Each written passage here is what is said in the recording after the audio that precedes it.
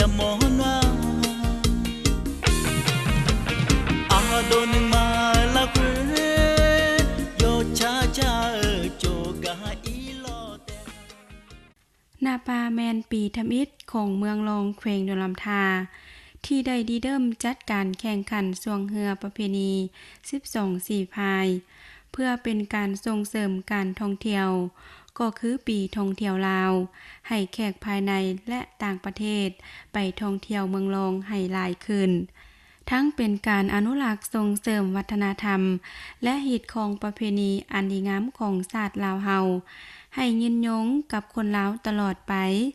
และอีกอย่างเพื่อเป็นการผูกแน่นความสามัคคีระหว่างประชาชนบรรดาเผ่าอยู่ภายในเมืองรองการแข่งขันสวงเรือประเพณีอยู่เมืองรองได้จัดขึ้นในวันที่3พฤศจิกายน2018อยู่ที่แม่น้ำรองเขตภูผาคำเทศบาลเมืองรองโดยมีทานเพชรถาวรพิรวันเจ้าแขวงดอนลำทาทานพรหมสุขวิไลกุลเจ้าเมืองรองมีการนำของแขวงการนำเมืองแขกถึกเซินจากเมืองอมขังภายในแขวงและเมืองไก่เคียงต่างแขวงอำนาจการปกครองบ้านบริษัทรัฐวิสาหกิจนักสีพายบรรดาบ้านบรรดาเผ่าสำนักงานองค์การของรัฐตลอดหอดกองเสียและประชาชนบรรดาเผ่าเข้าร่วมดินและเที่ยวชมงานดังกล่าวทานพรหมสุขวิไลกุลเจ้าเมืองรองได้ขึ้นกล่าวเปิดพิธีซึ่งได้กล่าวว่าต่างหน้าองค์การปกครองเมืองบ้านและประชาชนบรรดาเผ่าชาวเมืองรองยินดีต้อนรับแขกเข้าสู่เมืองรองดินแดนแห่งอารยธรรมหลายเผ่าดูแม่น้ำคองก็คือสองฝากน้ำแม่น้ำรองแห่งนี้เพื่อรับชมกีฬาสวงเรือครั้งที่1ครั้งประวัติศาสตร์ของเมืองรองและบรรดาทานแขกทั้งภายในและต่างประเทศ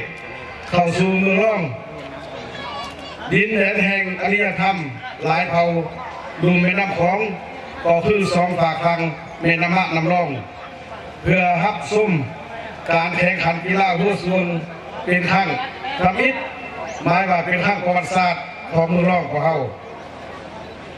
บรรดาทานยิ่งขันไส้ที่ฮักแพงและนับถือทั้งหลายปี2018พรรคและรัฐบาลเฮาได้จัดให้เป็นปีท่องเที่ยวลาวและมีทิศชี้นำให้บรรดาแขวงทุกเมืองที่มีเงินไขในขอบเขตทั่วประเทศจัดตั้งบุญเฉลิมฉลองเพื่อดึงดูดนักท่องเที่ยวให้เข้ามาเที่ยวชมประเทศลาวให้นับมือหลายขึ้นเท่าที่จะหลายได้เมืองรองของเฮาก็ได้กำหนดเอาหลายกิจกรรมเป็นต้นงานบุญประเพณีเผ่าอาคาบุญปางเมืองของเผ่าลือและบุญออกพรรษา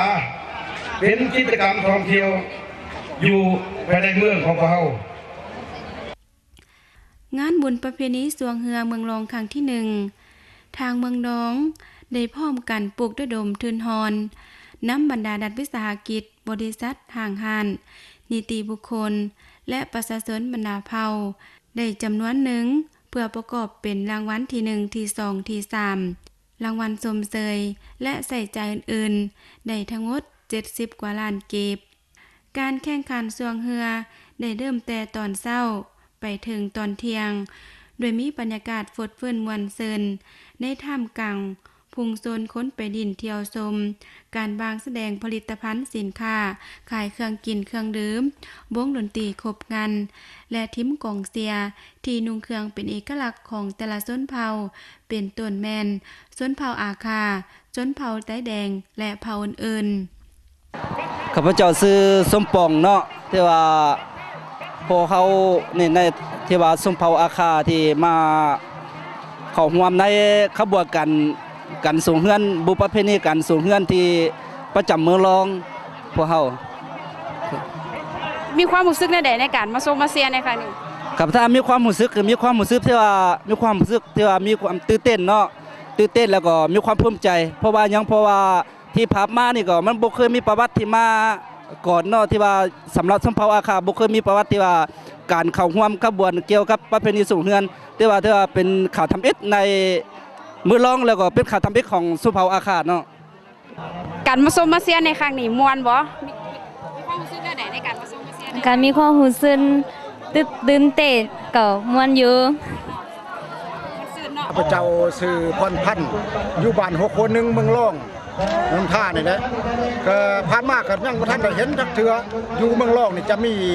เฮือสวงบ่รวมแล้วเป็นบุญสวงเฮือไปซั่นน่ะพาก็เกิดมาในปีนี้ข้าพเจ้ามีความภาคภูมิใจเต็มร้อยที่ไหลมาร่วมบุญสวงเฮือในโอกาสนี้และก็ถ้าว่ามีในโอกาสต่อไปข้าพเจ้าก็สนับสนุนแล้วก็นิยมเกี่ยวกับประธานกามาเบิ่งแล้วโอ้คนหลายมีความเบิกบานม่วนซื่น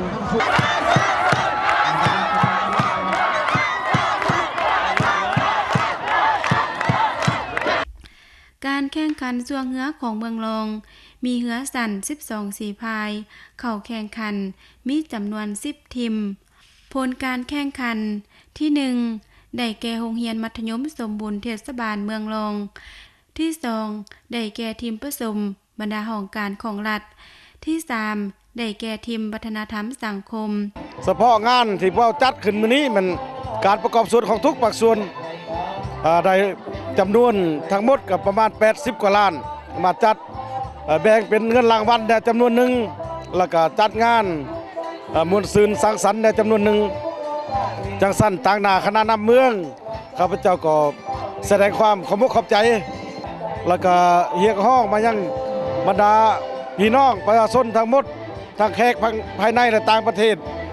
พร้อมกันมวลซืนลื่นเริงโดยความสามัคคีมิตรภาพมวลซืนฉะนั้นมีอันใดก็ขอให้พร้อมกันนั่นแหละเนาะประกอบส่วนเป็นจิตหนึ่งใจเดียวกันให้มีความสงบมีมิตรภาพที่มีความดื้อดุนมีความสามัคคีฮักแพง